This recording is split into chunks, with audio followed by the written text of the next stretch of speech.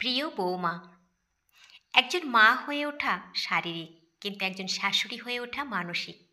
একজন মা তার সন্তানকে 10 মাস তার গর্ভে রাখে, জন্ম দেয়, লালন পালন করে।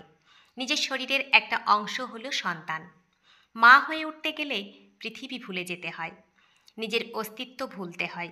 কিন্তু শাশুড়ি হতে হলে সন্তান জন্ম দিতে হয় না, সন্তান ধারণ করতে হয়। তুমি যেদিন প্রথম আমার ঘরে এলে, আমার উত্তেজনা ঠিক তেমনই ছিল। যেদিন আমি প্রথম বুঝতে পেরেছিলাম আমি মা হতে চলেছি, আমি অতি আগ্রহে তোমার মুখখানি দেখার জন্য বিভোর ছিলাম, ঠিক যেমন মা থাকে সন্তানের মুখখানি প্রথমবার দেখার জন্য। তুমি আমার পা স্পর্শ করলে, আমি চমকে উঠলাম। আরে, কেন? আমার সন্তান তো প্রথম আমাকে দেখে হেসেছিল। তুমি কেন মিছে মিছে আমার পা ধরে প্রণাম করতে যাবে? জানো তো, সম্মান মনে থাকে, স্পর্শে নয়। তুমিও সেদিন ঠিক নবজাতক শিশুর মতোই ভয় পাচ্ছিলে। সেদিন থেকে আমাদের পথ চলা শুরু। আমার সন্তানকে লালন করতে আমার লেগেছে 28 বছর। তোমাকে কি আমি 28টা মাস দিতে পারবো না? পারবো, 1000 বার পারবো। আমার সন্তানকে যেভাবে লালন করেছি, সেই কাজ তো আমার সবটুকুই করে দিয়েছে তোমার মা, আমার বেয়ান। এখন তোমাকে ধারণের কাজটুকু আমার। জানি আমার শাসন শুনে মাঝে মাঝে ভুরু কুঁচকে থাকো, আমার ছেলেটাও থাকে। এই জীবনে অনেকবার আমি তার কাছে অপ্রিয় হয়েছি, অনেকবার রাগ করে ঘর ছেড়ে গেছে সে। আমি রাত অবধি ভাত নিয়ে বসে থেকেছি, সে আবার ঘরে ফিরে এসেছে, আমি জেগে আছি বিধায়। আমাদের মাঝে কখনো সরি নেই, যে যেভাবে রাগ করি সেভাবেই আবার সহজ হয়ে যায়। তুমিও আমার সন্তান বৌমা, তুমিও ভুরু কুঁচকে থাকবে, রাগ হলে ঘর ছেড়ে যাবে, কিন্তু দিন শেষে শুধু এটুকু মনে রেখো, আমি কিন্তু ভাত নিয়ে বসে থাকব তুমি না ফেরা পর্যন্ত। আমার ছেলে যখন আমার কিছু মানতে চায় না, তখন আমি বলি, তুই বাপ হলে তখন বুঝবি কেন এমন করি। তোমার অনেক কথার উত্তর কিন্তু সামনে এটাই, শাশুড়ি হলে বুঝবি কেন এমন করি।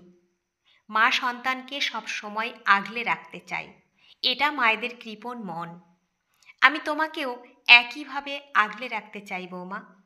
কেউ যেন আমার বউকে কিছু না বলতে পারে। দুনিয়া খারাপ, তাই চিন্তা হয়, তাই তাড়াতাড়ি ঘরে ফিরতে বলি। সন্দেহ করি না, চিন্তা থাকে, তোর একটা আছড়ও আজ আমি সইতে পারি না, আমার ছেলেটাও যে কষ্ট পাবে। তোকে ঘরের কাজ নিপুণ হাতে শিখতে বলি। পাগলি মেয়ে, রাগ করে, তুই বুঝিস না কেন? বয়স বাড়ছে আমার, আজ আছি কাল নেই। সংসারটা পুরোপুরি না শিখিয়ে দিয়ে গেলে তখন তো হিমশিম খাবি। মানুষ বলবে শাশুড়ি কিছুই শেখায়নি। রান্নাটা আস্তে আস্তে শিখতে হবে, তাছাড়া আমার নাতি নাতনিরা কি খাবে? সারা জীবন কি আমি বেঁচে থাকবো পাগলি? যদি নিশ্চয়তা পেতাম তোদেরকে সারা জীবন দেখতে পারবো, তাহলে বিশ্বাস কর, তোকে কিচ্ছুটি করতে বলতাম না। আমি তো আছিই, তুই তোর মতো ঘুরবি ফিরবি কাজ করবি। কিন্তু বয়সের সাথে সাথে ভয়টাও বেড়েছে। তার আগে সংসারটা পুরোপুরি তোকে বুঝিয়ে দিয়ে যেতে হবে, যেমনটা রিটায়ার্ড করার আগে দায়িত্ব বুঝিয়ে দেয় নতুন কারোর হাতে, ঠিক তেমন। সংসারটা একটা মাল্টিন্যাশনাল কোম্পানির চাইতে কম না। এখানেও senior junior, boss, ownership, budget, general, audit, ego, problem, promotion and balance sheet সব থাকে। আমিও এই সংসারের জুনিয়র মেম্বার ছিলাম, প্রমোশন হয়ে আজ আমি হেড। তোকেও এই জুনিয়র এক্সিকিউটিভ থেকে হেডে আসতে হবে। অফিসিয়াল একটা সিক্রেট শেয়ার করি, এই হেড পোস্টটা কিন্তু কখনো কোনো ছেলে পায় না, এটা মেয়েদের জন্যই থাকে। কারণ ছেলেগুলোও জানে ঘরের সব ব্রাঞ্চের হিসাব মেলানো এদের দ্বারা সম্ভব নয়। সবটুকু তো বললাম, এখন শুধু মন দিয়ে পরিশ্রম দিয়ে কাজ করা। অফিসে প্রমোশন পেতে হলে কত কষ্ট করিস, সংসারের প্রমোশনের জন্য এটুকু করতে তো হবেই বল। সবচেয়ে মজার জিনিস কি জানিস? অফিস থেকে চাইলেই রিটায়ার্ড করা যায়, এখানে রিটায়ার্ডের কোনো সুযোগ নেই। যত দিন বেঁচে আছিস এই কয়েকটি মানুষ তোর সাথে থাকবে, কেউ মুখ ভেঙচে থাকবে, কেউ হাসি মুখেও থাকবে, সারা জীবন থাকবে। এটাই বা কম কি? পার্মানেন্ট অফিস কলিগ পেয়ে গেলি। আর তোর জীবনসঙ্গী তো আছেই তোর সাথে। কখনো যদি দুমড়ে যাস, একবার আমার দিকে ফিরে তাকাস মা। আমি অনুপ্রেরণা না হই, কিন্তু শিকড় তো বটেই।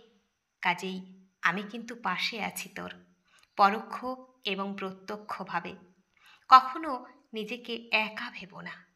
যদি চলার পথে সঠিক ভালোবাসাটুকু প্রকাশ না করতে পারি, যদি কখনো আমি নিজে একটু বিমুখ হয়ে যাই তোর প্রতি, তবে শুধু এটুকু চাইলাম, আমার কাছে আসবি।